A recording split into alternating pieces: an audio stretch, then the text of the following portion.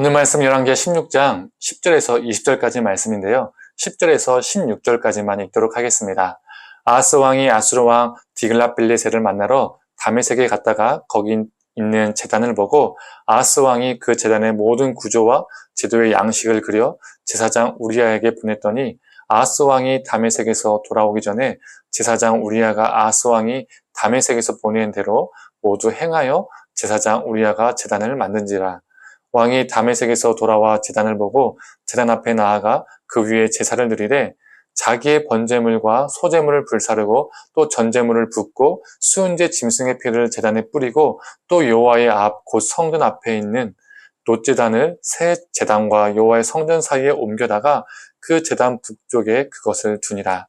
아하스 왕이 제사장 우리야에게 명령하여 이르되 아침 번제물과 저녁 소제물과 왕의 번제물과 그 소제물과 모든 국민의 번제물과 그 소제물과 전제물을 다 이 큰 제단 위에 불사르고 또 번제물의 피와 다른 제물의 피를 다 그 위에 뿌리라. 오직 놋제단은 내가 주께 여쭐 일에만 쓰게 하라 하매 제사장 우리야가 아하스 왕의 모든 명령대로 행하였더라. 아멘. 아침 묵상을 들으시는 모든 성도님들에게 하나님의 은혜가 있기를 간절히 소망합니다. 오늘 본문은 이전 주일 말씀으로 설교한 적이 있었습니다. 지난 2월 25일에 치워버리다 라는 제목으로 말씀을 전했는데요. 더 자세하게 깊게 듣길 원하시는 분은 이 주일 설교를 꼭 들어보셨으면 좋겠습니다. 오늘 본문을 보면 아수르 때문에 이 남유다가 죽다가 살아났습니다. 그러면 이 남유다와 아하스가 이제 어떻게 해야 합니까? 이 아수르 왕에게 감사하다고 잘 보이기 위해서 아련을 해야 하죠.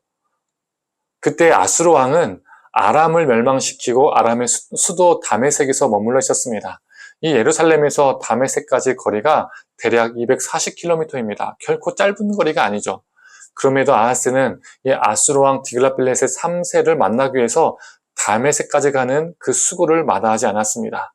이 다메섹에 도착한 아하스가 그곳에서 무언가를 보고 감탄을 합니다. 그게 뭘까요?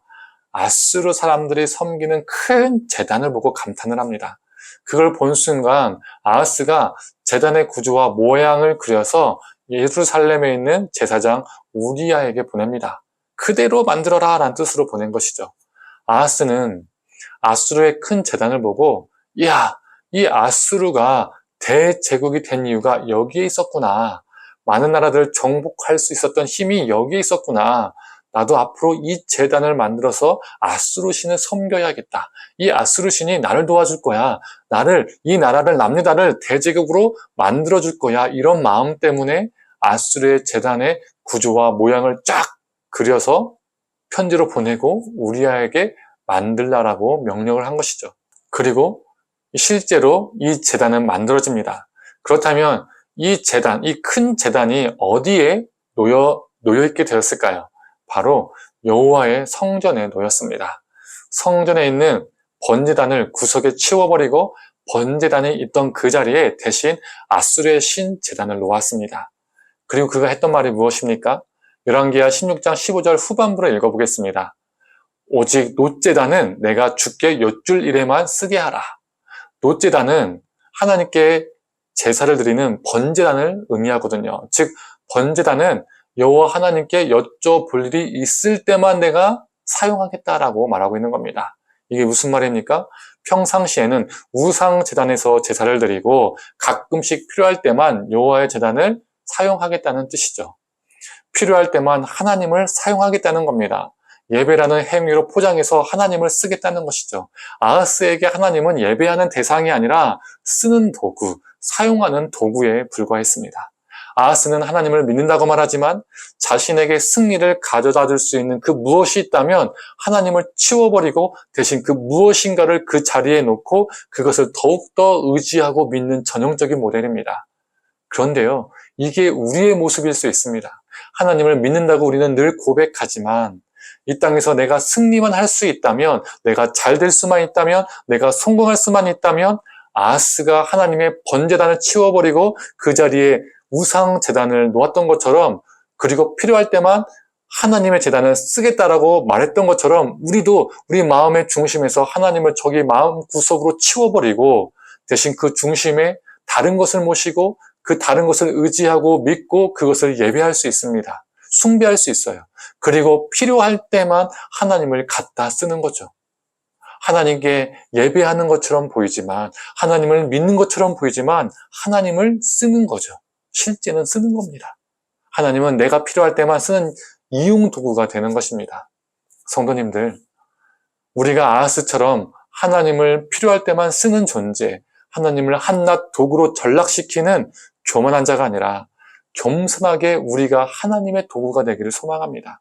우리가 하나님을 사용하는 것이 아니라 우리가 하나님께 사용되기를 소망합니다.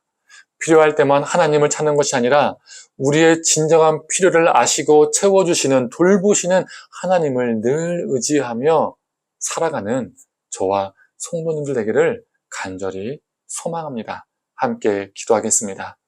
하나님, 하나님의 제단을 치워버리고 우상 제단을 섬겼던 이 아하스의 모습이 우리의 모습은 아닌지요.